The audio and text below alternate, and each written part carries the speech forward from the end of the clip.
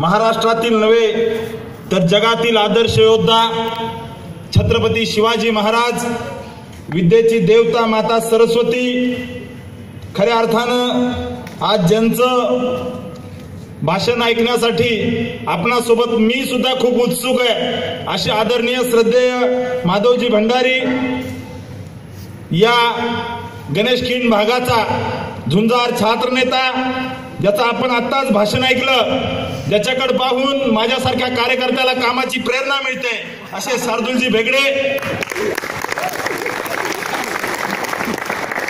या गणेशखिंड भागाचे तरुण तडफदार असे अध्यक्ष आदरणीय चित्ते सर आणि गणेशखिंड भागाच्या कानाकोपऱ्यातून आलेल्या माझ्या सगळ्या भावांनो आणि बहिणींनो,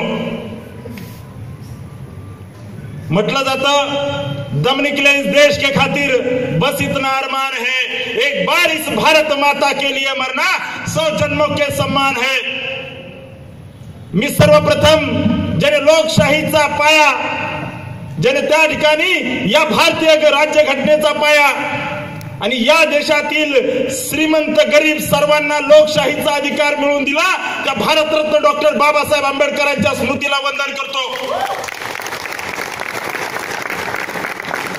या वर्षी महाराष्ट्र सरकारने महाराष्ट्रामध्ये खुल्या महाविद्यालय निवडणुका घेण्यासाठी नवीन विद्यापीठ कायदा आणला।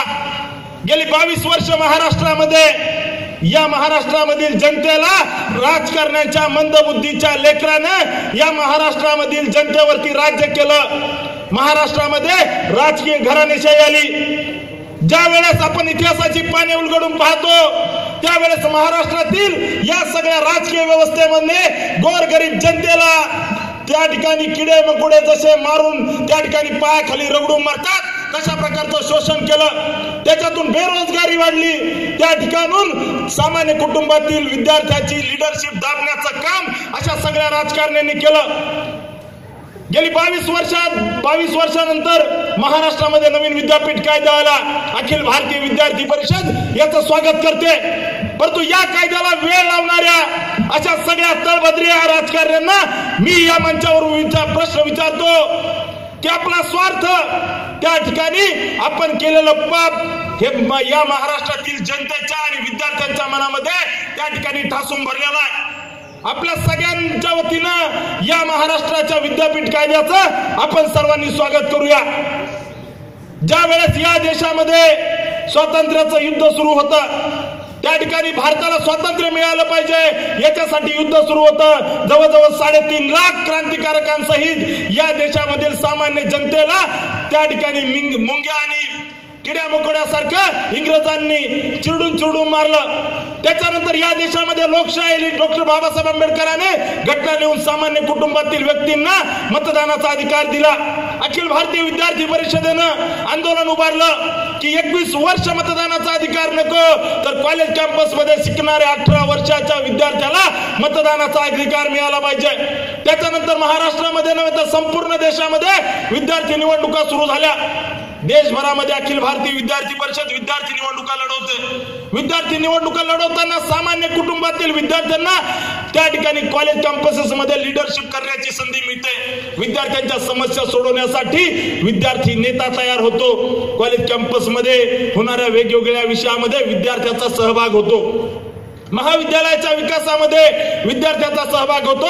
याचा अखिल भारतीय विद्यार्थी परिषद त्या ठिकाणी वेळोवेळी समर्थन करते झाली आहे। आपल्या सर्वांना माहित असेल की या देशामध्ये विद्यार्थी निवडणुका होतात। या देशामध्ये होणाऱ्या सगळ्या विद्यार्थी निवडणुकामध्ये जवळजवळ 90% मतदान अखिल भारतीय विद्यार्थी परिषदेला होतं, कारण एबीव्हीपी नॉलेज, कॅरेक्टर आणि युनिटी या 3 विषयावर काम करते।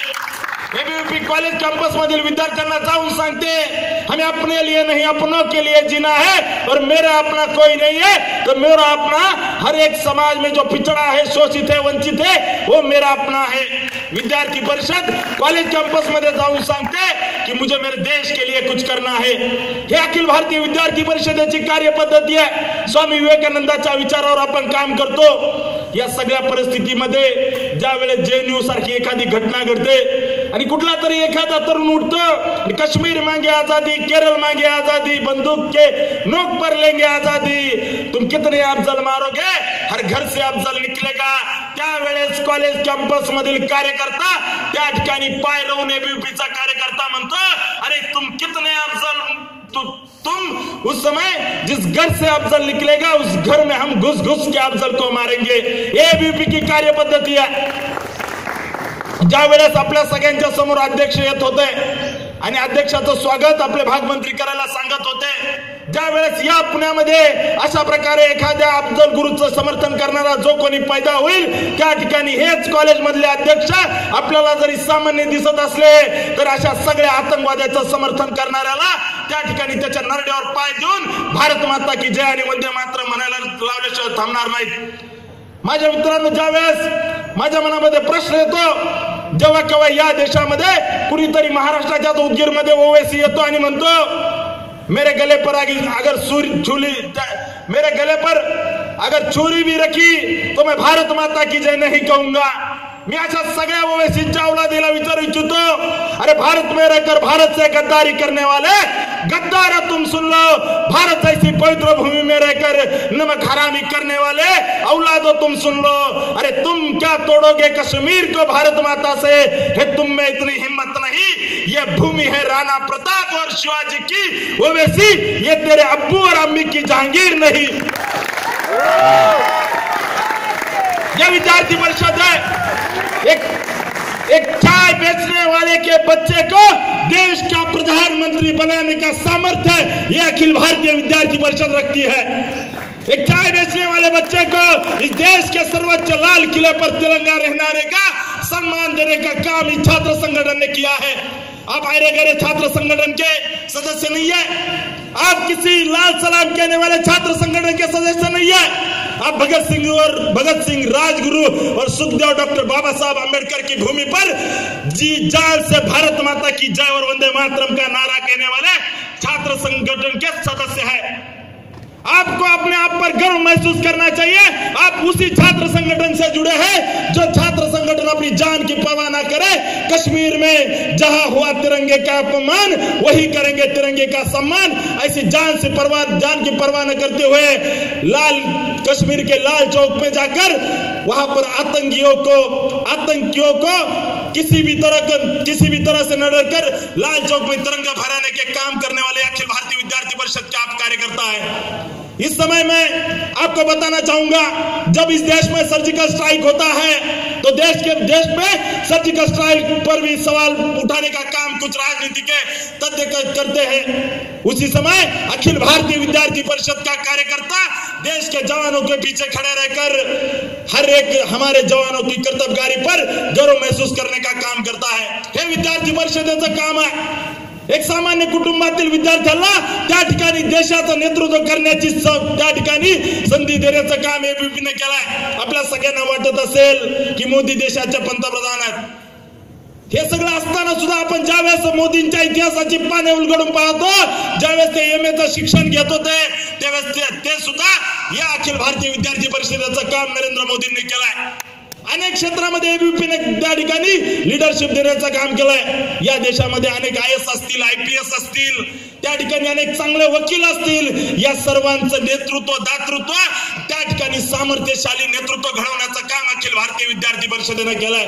आपल्या सगळ्यांना या नेतृत्व कार्यक्रमाच्या माध्यमातून मी सांगू इच्छितो, पुढच्या वर्षी महाराष्ट्रामध्ये खुल्या निवडणुका होतील, त्या ठिकाणी नवीन लीडर तयार होतील। या देशाचं या महाराष्ट्राचं दुर्दैव असं की गेली 22 वर्षामध्ये सामान्य कुटुंबातील नेता होण्याची ताकद असणाऱ्या अनेक नेतृत्वाचं त्या ठिकाणी दाबण्याचं काम या विद्यार्थी निवडणुका बंद असल्यामुळे झालंय। स्वामी विवेकानंदाच्या स्वप्नातील तरुण घडवण्याचं काम एबीवीपी करते, परंतु अशा प्रकारचं जे घाणेरडं राजकारण झालंय त्या ठिकाणी कुणीतरी रात्रीमध्ये बॅनरबाजी करून युवा नेता तयार होतो आणि सामान्य कुटुंबातील विद्यार्थ्याला त्याच्यामध्ये नेतृत्व क्षमता असताना सुद्धा आयुष्यभर मतदार म्हणून काम करावं लागतं।